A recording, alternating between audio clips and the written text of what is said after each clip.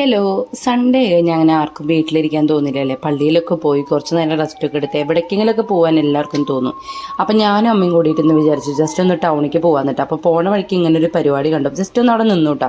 അത് കഴിഞ്ഞിട്ട് ഞങ്ങൾ നേരെ പാർക്കിൻ്റെ അവിടേക്ക് പോയപ്പോൾ ഈ ചേട്ടൻ്റെ അവിടെ നിന്ന് സംഭാരവും അമ്മ ഒരു സോഡ സർബത്ത് പറഞ്ഞിട്ട് കുടിച്ചത്. നല്ല ചൂടായ കാരണം തണുത്ത് കുടിക്കുമ്പോൾ കിട്ടണ ഒരു ആശ്വാസം ഉണ്ടല്ലോ, അത് പറഞ്ഞറിയിക്കാൻ പറ്റില്ല. അങ്ങനെ നമ്മൾ ആ സൈഡിലത്തെ വഴി പാർക്കിലേക്ക് കയറിയിട്ട. പാർക്കിൽ പോയപ്പോൾ ഭയങ്കര നൊസ്റ്റുവാണേ.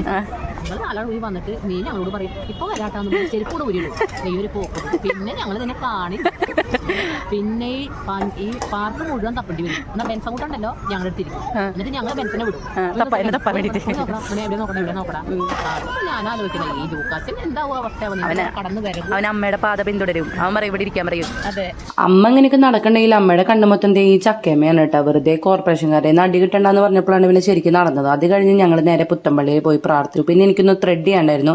അപ്പം ഞങ്ങൾ സിറ്റി സെന്ററിലെ ടുലിപ്സിൽ കയറിയിട്ട്. അപ്പം ഇന്നത്തെ വീഡിയോ ഇത്രയേ ഉള്ളൂ. Bye bye.